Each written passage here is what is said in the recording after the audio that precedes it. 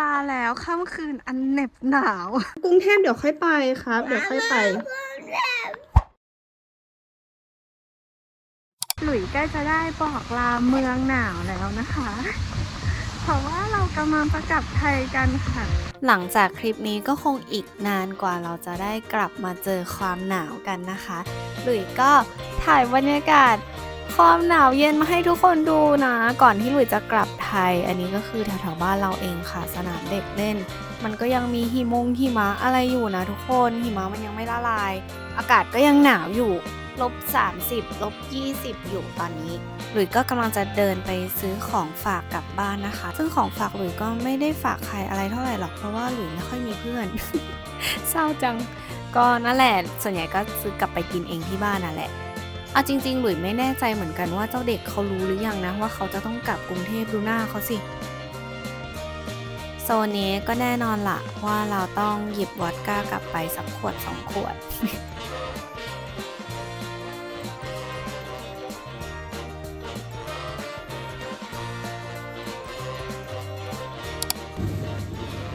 ชีสที่นี่อร่อยมากก็เอากลับไปแน่นอนเอาแบบนี้ไปเลยดีไหมพอดูสินี่มัน400รูเบิลก็ประมาณ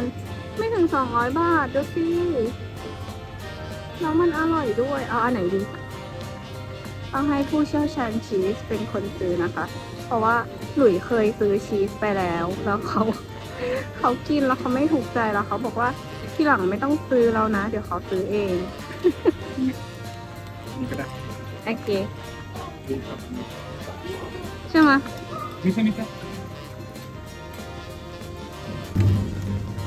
เอาอีกอันเดียวมันไม่พอไหนดีนะ这个也要เอาอันนี้ด้วยเจ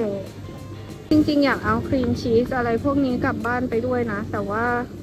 หลุยไม่ได้เอากระเป๋าโหลดไม่มีกระเป๋าโหลดแล้วก็นอกจากชีสที่จะซื้อกลับไปกินเองก็จะมีเป็นพวกแบบซาลามี่ไส้กรอกอะไรอย่างเงี้ยที่หลุยจะเอากลับไปด้วยแล้วก็นี่ค่ะมันคืออาหารแล้วก็ขนมของเบบีที่นี่นะหลุยไม่เคยซื้อให้มิชากินเหมือนกันเพราะว่ามิชาอายุเกินมามากแล้วแต่อันนี้หลุยจะซื้อกลับไปฝากเพื่อนนะคะก็ไม่รู้ว่าน้องจะชอบกินไหมแต่ก็ลองหยิบไปก่อน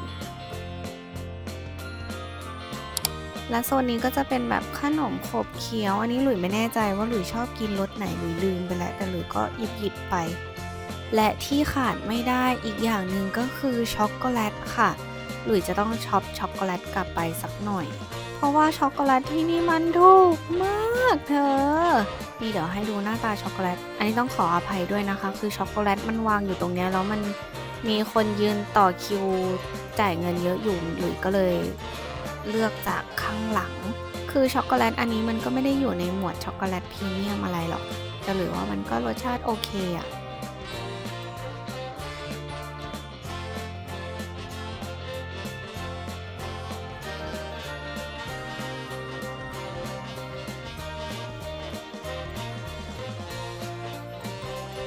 อันนี้คือไม่ถ่ายไม่ได้เลยอันนี้คือไก่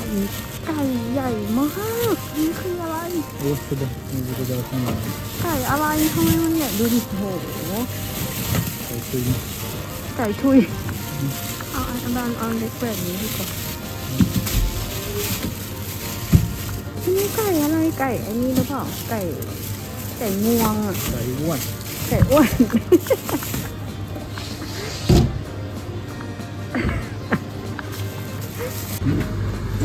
这就是从2点下午到8点晚上可以买酒类。现在是还有18分钟。พอกลับถึงบ้านอาบน้ำจะนอนและก็มีดราม่าเกิดขึ้น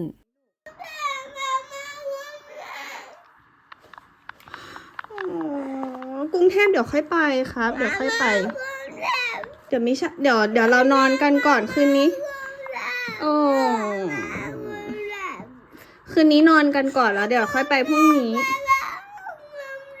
รู้แล้วอยากไปกรุงเทพใช่ไหมรู้แล้วไป ไปอาบน้ำแล้วก็นอน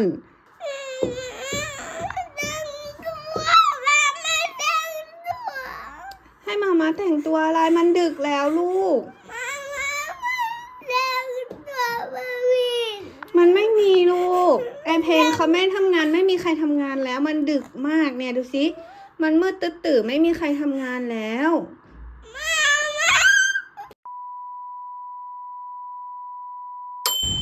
ถึงสนามบินเป็นที่เรียบร้อยแล้ว ตอนนี้เราอยู่ในเกตนะคะ อีกแป๊บหนึ่งก็จะได้บินแล้ว อะไรเลยอ๋อรถการเดินทางกลับไทยครั้งนี้เป็นการเดินทางของเรา2 คนแม่ลูกเท่านั้นนะคะซาชาไม่ได้มาด้วย แล้วเนี่ยหลุยไปนั่งที่ร้านอาหารสั่งอาหารเรียบร้อยแล้วตอนจะจ่ายตังค์หลุยยื่นเงินสดให้เขาไม่มีทอน แล้วคนที่เขาเข้าแถวจะจ่ายตังค์ข้างหลังหลุยอ่ะเขาก็ช่วยจ่ายเงินให้คือน่ารักมากแล้วหลุยก็แบบบอกเขาว่าหลุยมีแต่เงินสดแล้วเขาก็แบบไม่เป็นไรขอบคุณมากๆเลยและสนามบินที่นี่เขามีห้องสูบบุหรี่ด้วยนะทุกคนพอกินข้าวเสร็จเราก็ไปเข้าห้องน้ำแล้วก็มานั่งรอเวลาบอร์ดดิ้งไทม์นะคะแล้วดูท่ารอมิชามันเซ็งมากเลยล่ะลูกเครื่องบินมันดีเลย์ประมาณ20 นาทีเกือบ30 นาทีได้อะพอจะขึ้นเครื่องลูกชายฉันก็หลับแบบนี้อีกแล้วเป็นแบบนี้ทุกทีแต่หลุยไม่ได้ให้เขาหลับนะหลุยก็ปลุกให้เขาเดินเองเพราะว่ามันต้องช่วยกันหน่อยนะลูกมาม่าอุ้มไม่ไหวจริงๆครับเพราะว่าเรามีสัมภาระด้วย ไม่ใช่อะไรรู้เรื่องเปล่ารู้เรื่องเปล่าไม่ได้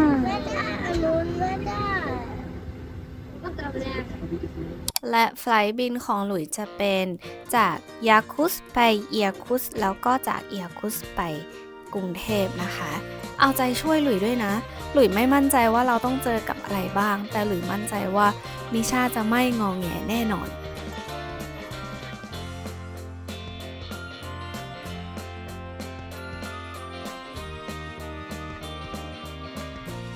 พอถึงสนามบิน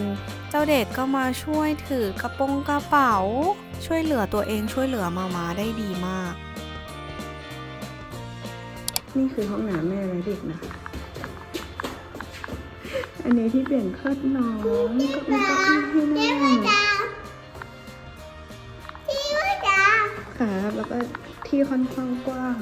เข้ามาข้างในอุ้ยเปิดผิดด้านอันนี้ก็คือเป็นห้องน้ำแล้วก็มีห้องให้อาบน้ำด้วยมันแบบสุดเลิศใช่อันนี้ของเราปะไปกัน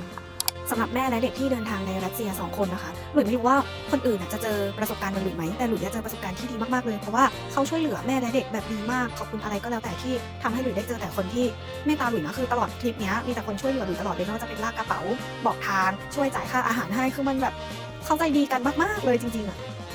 จากเอียคุสเดินทางไปกรุงเทพใช้เวลาอีก6 ชั่วโมงนะคะมิชาใกล้จะได้เจอคุณตาคุณยายแล้วเจอแล้ว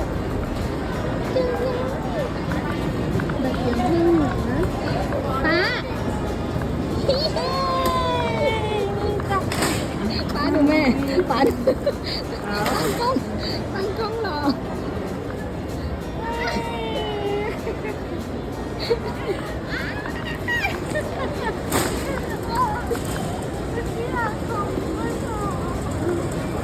โอ้อะไรขนา